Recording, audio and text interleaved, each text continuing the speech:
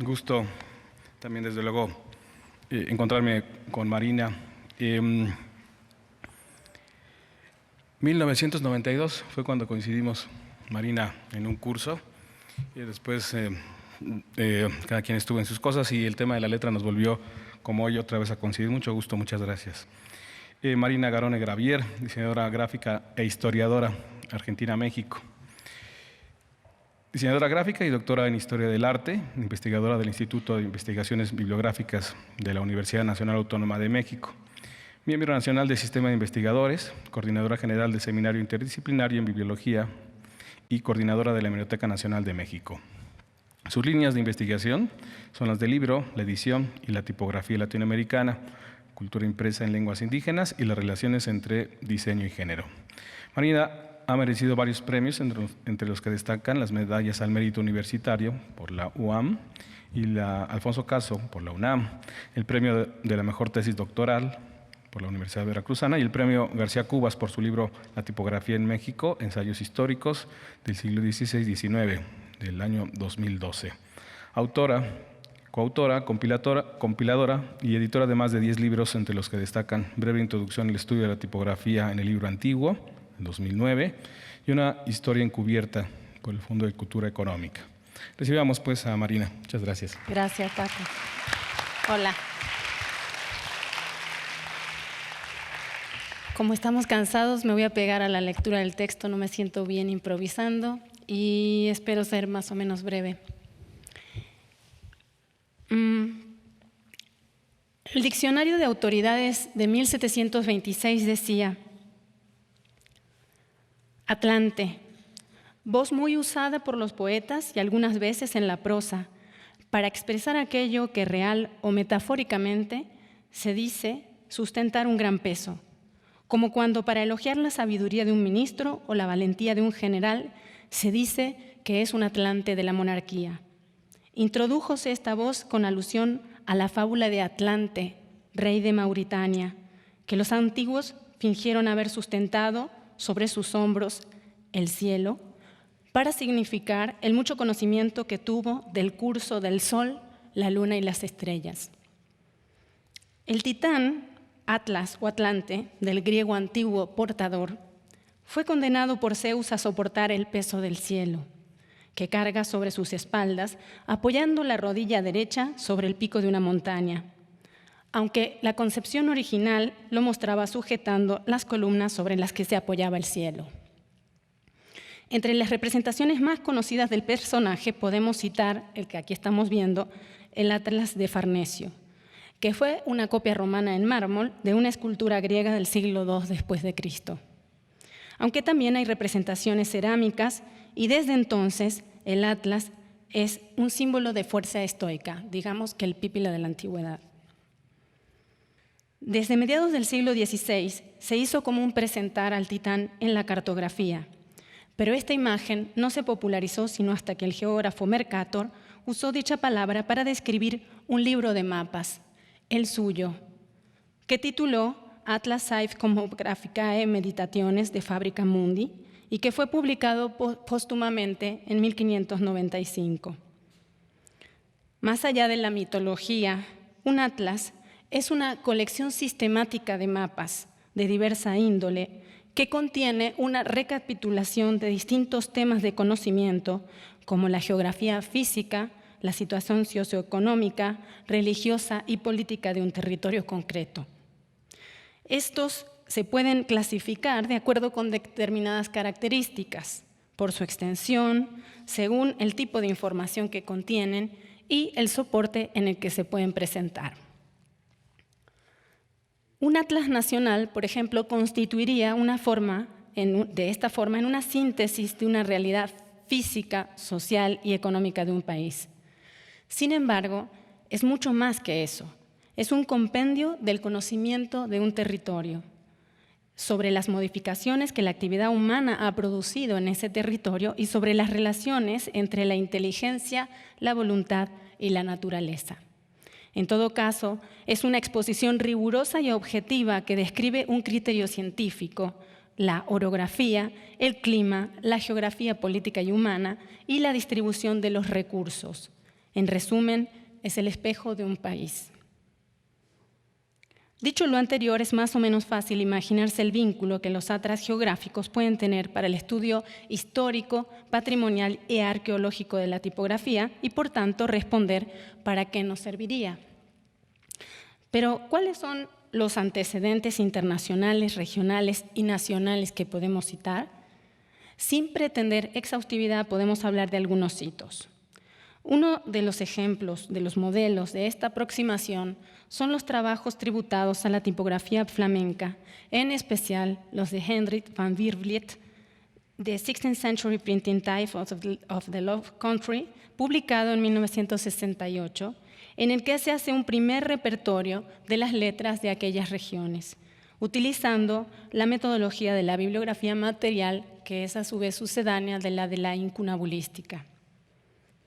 Otra de las fuentes es el trabajo de Stephen Harvard, quien clasificó las iniciales de madera ornamentadas de la colección de Plantino, y esto se publicó en 1974. Específicamente analizando el repertorio de cursivas, se encuentran los trabajos de Luigi Balzano y Alberto Tinto en el libro Origini del corsivo nella tipografía italiana del Cinquecento, publicado en 1967, y el artículo sumamente interesante de Don Cruikshank de 2004 sobre las que fueron utilizadas en España entre 1528 y 1700. Para finalizar, en la relación de ensayos europeos, es posible citar un Atlan finlandés del año 2000 y el emprendimiento comercial de Dijkstelberg, que inició en Flick en 2009 y que actualmente cuenta con 40.000 imágenes y 1.000 suscriptores, aunque su intención literal, publicada recientemente en la lista de Sharp, es pasarlo a un libro, a un formato papel. Sin embargo, también quiero mencionar la tesis de maestría de Jesús Barrientos sobre la familia holandesa Elsevier, realizada a partir de las muestras europeas de estos impresores en acervos poblanos. Para el caso de México, el periodo más estudiado ha sido el siglo XVI. En la historia sobre los Kronberger, Clive Griffin dedicó el capítulo 7 al análisis de los tipos de imprenta de aquella dinastía y dio algunos datos de los tipos con que Juan Pablos, el emisario del impresor sevillano, fue enviado a México. Por su parte, Agustín Millares Carlo y Julián Calvo retoman en la monografía dedicada al primer impresor de América algunas referencias sobre los tipos de aquel impresor de brecha. Sobre el material de Antonio de Espinosa está la monografía de Alexander Stolz y también la tesis y posteriormente el libro de Cristóbal Enestrosa, aunque en el segundo caso y en el de Barrientos, la selección de las muestras tipográficas respondió a premisas de creación tipográfica.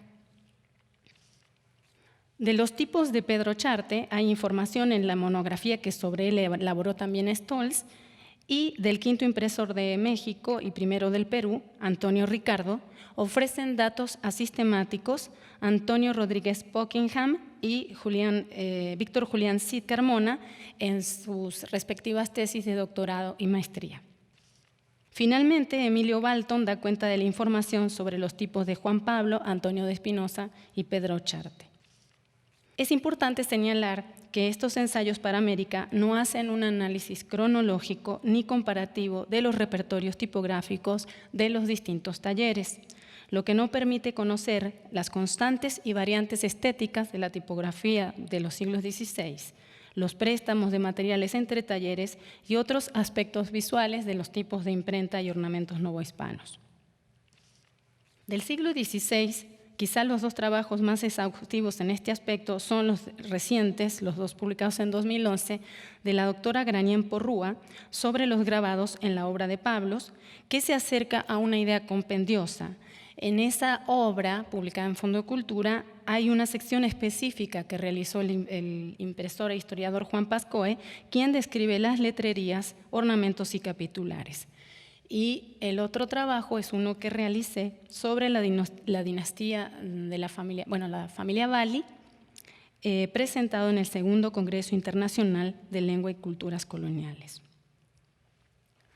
Finalmente, en el ámbito regional, hay un trabajo de Fabio Ares publicado el año pasado, quien, utilizando el modelo catalográfico que voy a describir a continuación, siguió y amplió las pistas y atribuciones que yo había ofrecido en un trabajo de 2008 sobre el origen de algunos de los ornamentos de los impresos de la imprenta de los Niños Expósitos de Buenos Aires. Por fuerza, los atlas se hacen como estudios de larga duración, tanto del tiempo en el que son producidos los objetos como del número de piezas estudiadas, ya que la idea rectora del mismo es hilvanar las cuentas de un largo collar, de forma tal que nos permita definir con mayor nitidez posible los contornos de un mapa, es decir, crear un atlas. Por ello, a la hora de escoger qué es susceptible de configurar un mapa, debemos tomar en cuenta la organización de la información y las categorías que se utilizarán. Para individualizar las piezas que hay que llevar una variedad de progresivos y tediosos pasos en los cuales el control del proceso es crucial para garantizar rigor científico.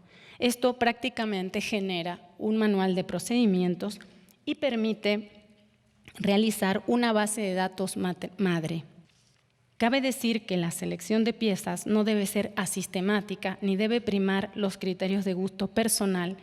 No estamos seleccionando material para un revival o una creación tipográfica, por ejemplo, en donde quizás sí sea relevante escoger los signos o especímenes mejores, con todo el riesgo que eso conlleva, tergiversar, cito, el modo de ver, como diría, parafraseando la obra de John Berger. En este caso hay que considerar que el material tipográfico del libro antiguo o del periodo de la imprenta manual debe organizarse en diversas series de capitulares, letrerías, ornamentos tipográficos y viñetas. Las capitulares se organizan por series y subseries, tomando en consideración los elementos de diseño y decoración que contienen. En cada caso se indica la letra del alfabeto que es, se da su altura en centímetros y se incluye la nomenclatura de la toma fotográfica en cuestión para llevar un registro de cada una. Asimismo, se incluye una tabla de las diversas series localizadas y se indica en qué libro de un impresor determinado se ha usado la capitular en cuestión. Respecto de las letrerías, estas se organizan por cuerpos, preferentemente de mayor a menor. Se indica el nombre antiguo del cuerpo de la letra, la medida de la altura de una línea y las de 20 líneas de texto, siguiendo las propuestas de la bibliografía material y los estudios tipográficos de la incunabulística. Para una mayor y fácil referencia se pone la medida aproximada del puntaje contemporáneo de la letra y se indica si se trata de un cuerpo en redondo o cursiva. Asimismo, se da la nomenclatura del libro en que se ha usado dicho cuerpo. El resumen completo de las letrerías de un impresor determinado se incluye en otra tabla. Los ornamentos tipográficos se describen en otra tabla diferente, en cuyo costado izquierdo se incluye la nomenclatura del libro donde figura y en la sección superior de la tabla aparece una imagen del ornamento con un número de identificación y la medida de la altura expresada en centímetros. Finalmente, de cada grabado se pone el título general, la técnica de estampación empleada, para este periodo solo contamos con xilografía y calcografía, la medida de alto por ancho en centímetros, la nomenclatura de la toma que se ha realizado y, cuando los hay, los datos del grabador y la transcripción de la leyenda del texto. Habiendo expuesto de manera muy general los antecedentes de los atlas y las reglas y normas generales que constituyen su estructura, vamos a dar un ejemplo concreto a través del que hemos construido para la tipografía colonial poblana. La historia de la tipografía en Puebla inicia en el siglo XVII como respuesta de unas necesidades políticas de comunicación y cohesión social. Dar a conocer y difundir una serie de textos de impacto y carácter eminentemente locales, presentar autonomía territorial respecto de las producciones impresas de la capital del virreinato y dar presencia pública a discursos políticos, religiosos y morales emanados mayoritariamente, pero no exclusivamente, de la esfera local, fueron tres de los pilares que activaron la cultura impresa angelopolitana. Le dieron su presencia tangible en la dinámica tipográfica colonial. Por lo tanto, el contexto cultural, legal y tecnológico que permitió el establecimiento de la imprenta en Puebla se puede y se debe analizar de manera independiente al que permitió el establecimiento de este arte en la capital del virreinato, y sin minusvalorar ni desatender las continuidades y similitudes en la producción de ambas ciudades. Esa mirada autónoma que proponemos tiene también que aplicarse al análisis de las características estéticas y naturaleza del material de las letrerías, los grabados y los ornamentos, así como las capitulares, que encontramos en los libros y otros géneros editoriales salidos de las prensas angelopolitanas. Si bien la lista de establecimientos poblanos fue proporcionalmente menor a las que podemos encontrar en la Ciudad de México, el número de los talleres que funcionaron en Puebla, ya sea que hayan laborado como talleres únicos de la ciudad o de manera simultánea, el volumen de títulos que produjeron, así como el aspecto visual de las ediciones que realizaron, permiten obtener una imagen general del tamaño de mercado editorial, es decir, que los tres factores, talleres, número y calidad de impresos y materiales, nos permiten saber que existió el suficiente margen económico para el surgimiento de estas empresas culturales sin temer la competencia de la Ciudad de México.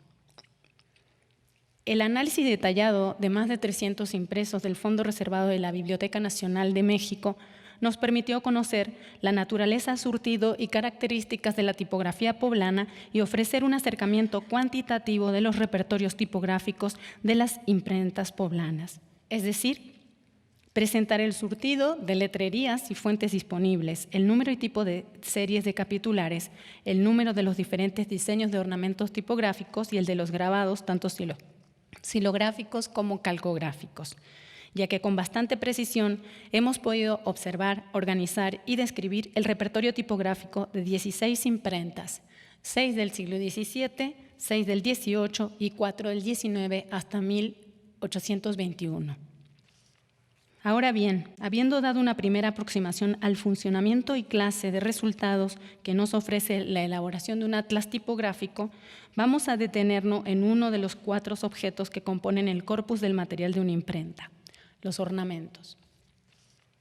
Una definición de ornamento muy conocida, que es la de Martínez de Sousa, él define que la ornamentación es el conjunto de elementos gráficos no relacionados directamente con el texto y que contribuyen a adornar y dar vistosidad, cito, a una página. Según el ortotipógrafo español, aunque la ornamentación se inicia en los manuscritos, tanto en rollos como volúmenes, se atribuye a Aldo Manusio la introducción de ornamentos en el libro impreso con orlas, viñetas, frisos, florones y culos de lámpara. En términos tipográficos es común encontrar que los ornamentos son definidos también bajo la denominación de viñetas, cuya primera aparición en diccionarios españoles se remite a 1803. La revisión física de ornamentos tipográficos en las imprentas poblanas nos permite indicar que desde mediados del siglo XVII hasta finales del periodo colonial, el promedio de ornamentos tipográficos por taller fue de 25,5 puntos, es decir, más del doble de los que encontramos en talleres de la Ciudad de México para el siglo XVI. Las imprentas mejor surtidas fueron las de Borja y Gandia, de hecho la primera dinastía de impresores poblanos, y las de Fernández de León, en el siglo XVII ambas, y las de Pedro de la Rosa y las de Ortega y Bonilla en el siglo XVIII. Los principales modelos que hemos detectado en los impresos poblanos son ornamentos figurativos, ornamentos abstractos, otros elementos de la caja tipográfica refuncionalizados, y en este caso el número de ornamentos distintivos por siglo que encontramos es 103 en el siglo XVII, 192 en el siglo XVIII y 53 para el periodo, la primera veintena del XIX. Aunque los modelos más usados fueron cambiando con el tiempo, es posible identificar algunas recurrencias atendiendo a las preferencias y usos repetidos de un mismo ornamento a lo largo del periodo colonial y en diversas imprentas. Esta imagen presenta la frecuencia de uso según el modelo ornamental a partir de la muestra de los impresos poblanos consultados en la Biblioteca Nacional de México. La forma de analizar el uso y función de los ornamentos en el diseño es atendiendo a la sección del libro en la que es empleado y considerando si la aplicación es decorativa o como marcador textual, es decir, si tiene una función paralingüística y paratextual. Los hay en portadas compuestas por combinaciones de piezas según diseños típicos desde finales del siglo XVII hasta el XVIII, llegando en algunos casos a formar verdaderos encajes tipográficos. También los encontramos en la construcción de cenefas, que generalmente encabezan secciones de texto, y su uso se dio desde finales del siglo XVII hasta el tercer cuarto del siglo XVIII. También, en algunas secciones, el material ornamental está asociado con la estructura de los contenidos de las mismas, y así encontramos estrellas para remitir a una nota al pie o cruces para indicar cuando el lector debe santiguarse. Se indican una variedad también de variedades dialectales con el uso de estrellas. Y finalmente se los usa para balancear o nivelar composiciones tipográficas para que no quede una columna más coja que la otra. Esto también sucede para rellenar espacios en cajas. Finalmente, aunque no se trata de material ornamental propiamente dicho, hemos encontrado algunos signos alfabéticos o de puntuación que son despojados de sus connotaciones lingüísticas y a los cuales se los ha considerado esencialmente en sus formas visuales. En relación con los modelos tipográficos, podemos decir, en conclusión, digamos, de estos usos ornamentales, que hubo un incremento de poco menos del triple de entre el siglo XVI a mediados del siglo XVIII y una posterior disminución en el siglo XIX antes de la independencia mexicana. Este comportamiento en el tiempo coincide de cierta forma con el furor ornamental del periodo barroco y su progresiva reducción a partir del neoclásico.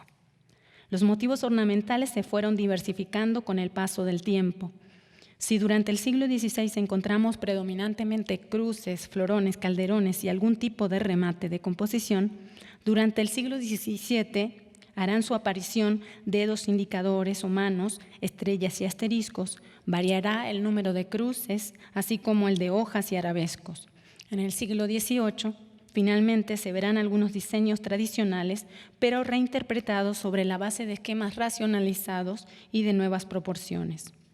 Los usos principales del ornamento serán de decoración en las portadas o de inicio de capítulo y, en menor grado, las secciones interiores del texto y la organización interna de la página.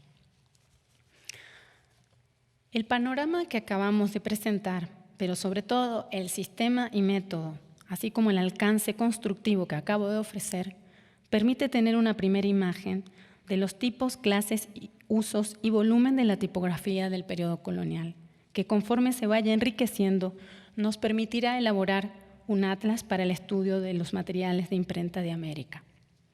Asimismo, el análisis creciente de los mismos permitirá localizar relaciones entre las formas, patrones, modelos y estilos decorativos de las artes del libro con otras áreas de la decoración artística y artesanal colonial, como por ejemplo la escultura, la pintura, la orfebrería, ebanistería y cerámica. Aunque tal vez resulte obvia la aclaración, consideramos necesario decir que la organización de las series de material tipográfico que presentamos, así como las mediciones de las mismas, son susceptibles de ser ampliadas, revisadas y mejoradas para lograr una mejor estabilización de la imagen de conjunto. También en un futuro se puede integrar al repertorio ya clasificado el material tipográfico de los impresos que no tienen pie de imprenta. Y siguiendo las estrategias de identificación tipográfica que se usaron en los libros incunables para las ediciones sin enotis, es decir, sin impreso reconocible, dar una primera atribución tentativa de los mismos, tomando como base principal de esta los aspectos formales, visuales y estéticos de los libros plenamente identificados.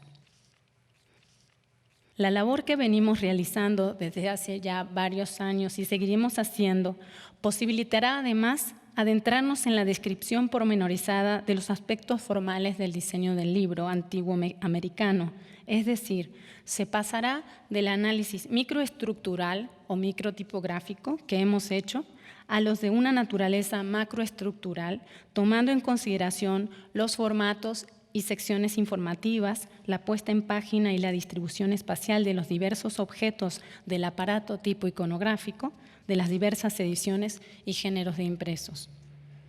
Sobre el estudio del diseño editorial colonial ya hemos hecho aportaciones concretas para el estudio de las ediciones en lenguas indígenas y para el caso poblano hemos publicado resultados del análisis comparativo de 170 portadas. La construcción de este atlas permite observar las relaciones formales de las corrientes estilísticas de la tipografía colonial con algunas de las tradiciones tipográficas europeas más relevantes de forma cronológica. Podemos decir que estas son la española temprana de regambre sevillana, la flamenca, la holandesa, la española matritense del 18 y la francesa, tanto en su periodo renacentista como neoclásica. Haber encontrado trazas claras de estas relaciones con los impresos nuestros nos habilita en trabajos futuros a vincular los impresos del viejo continente con los impresos del Nuevo Mundo, de forma más sistemática. Es decir, que en materia de estética tipográfica y editorial se podrán trabajar de forma conjunta dos ámbitos bibliográficamente y geográficamente diferenciados con el objetivo de establecer comparaciones más precisas e identificar las continuidades y rupturas en los aspectos materiales del libro antiguo americano. Afortunadamente, la historia y conformación de nuestros acervos locales, en especial pero no exclusivamente el de la Biblioteca Nacional de México, permite llevar a cabo esta tarea bajo una perspectiva de tipografía comparada. Los modelos de análisis y propuestas de catalogación y organización del material de imprenta que aplicamos para el caso de las ediciones indígenas, luego para Puebla y que ahora estamos aplicando para los impresos de la Ciudad de México del siglo XVIII, se pueden emplear también para estudios de producciones bibliográficas de otras ciudades, tanto de México como del extranjero, así como otro grupo de obras documentales o géneros editoriales. Toda vez que el nuestro no es un modelo cerrado, sino que permite la incorporación de nuevos objetos tipográficos. Asimismo, el modelo podrá aplicarse y usarse en el estudio de los impresos de otros acervos y bibliotecas. De esta manera, si se emprendieran las tareas de forma sistemática en otros acervos, se daría una mayor nitidez de la representación de los materiales de imprenta y, por extensión, de una parte importante de la historia de la tipografía americana. El reconocimiento e identificación precisos de nuevos objetos tipográficos no sería una tarea aislada, sino que se los pondría en relación con objetos bibliográficos que hoy forman parte de nuestro patrimonio documental, enriqueciendo las catalogaciones que hoy existen disponibles para el usuario. Pero, ¿qué quiere decir el signo de los tiempos? Según la tradición cristiana, se denomina signo de los tiempos a todos los acontecimientos históricos que logran crear un consenso universal y que permiten la comprensión de las etapas fundamentales de la historia de la humanidad. La expresión aparece por primera vez en Mateos, donde Jesús invita a la perspicacia y a la atención constante al reino de Dios. En el siglo XX, la expresión fue retomada por el Papa Juan XXIII, recientemente canonizado por Francisco, que durante el Concilio Vaticano II volvió a proponer su significado original. En este cónclave, Juan proponía: haciendo nuestra la recomendación de Jesús de saber distinguir los signos de los tiempos, creemos descubrir en medio de tanta tiniebla numerosas señales que nos infunden esperanza sobre el destino de la Iglesia y la humanidad. Con los signos de los tiempos, la Iglesia expresa ante todo el cambio de sus relaciones con el mundo. Anuncia en la historia la presencia de verdaderos signos positivos que pueden ser catalizadores de cambios para todos. Sin embargo, los signos de los tiempos requieren una lectura competente y precisa, ya que marcan las etapas de la humanidad. Con esta intención, la Iglesia pide ayuda a los hombres de su tiempo, creyentes y no creyentes, para que le hagan comprender las verdaderas esperanzas y expectativas de la humanidad. A la vez, Además, a través de los signos de los tiempos, es más fácil tener una visión mejor de la historia y del hombre. Esos signos indican que en cada uno de los hombres existen gérmenes de vida que mueven hacia un cambio positivo y tienden hacia un fin común. De esta manera es capaz de corresponder a la tensión escatológica que la hace presente en la historia, pero siempre en camino hacia el cumplimiento. Ahora bien, ¿qué queremos decir nosotros con el signo de los tiempos? Retomando lo esencial de los postulados anteriores, aquellos que se derivan de que queremos creer que en cada uno de los hombres existen gérmenes de vida que mueven hacia un cambio positivo y tienden hacia un fin común, el signo de los tiempos es aquel que se manifiesta de forma visual, en este caso en un artefacto tipográfico, y que habiendo enterrado sus huellas en los impresos, nos permite hablar no solamente de la transformación en el gusto tipográfico a lo largo de cualquier tiempo y periodo histórico, sino también de los cambios en las rutas y circuitos de las letras, lo que de alguna forma es causa y consecuencia en el cambio de los gustos tipográficos. Advierte el navarro Rafael Alvira, bajo la aparente trivialidad de la expresión espíritu de la época, Zeitgeist, se encierra una cuestión muy complicada. No es fácil saber con precisión qué es espíritu y qué es tiempo. Cuando menos lo será, en qué puede consistir el espíritu del tiempo o de la época. Por otro lado, ¿qué noción de tiempo está implícita en esta expresión? Sin duda, una noción espacializada del tiempo. El espacio es aquello en que podemos contemplar varios puntos al mismo tiempo, mientras que el tiempo es la relación de varios puntos que no se pueden yuxtaponer. En la medida en que la actividad del espíritu se considera siempre integradora, tiene más que ver con el espacio que con el tiempo. Por eso el ejemplo que siempre se ha puesto de la más alta actividad del espíritu, la contemplación, es la visión. Ahora bien, ver se refiere siempre a espacios. Esta es la razón por la que Platón indicó que lo propio del espíritu era el lugar y la luz, pues la luz abre espacios, establece relaciones entre un punto y otro y prescinden del pasar del tiempo.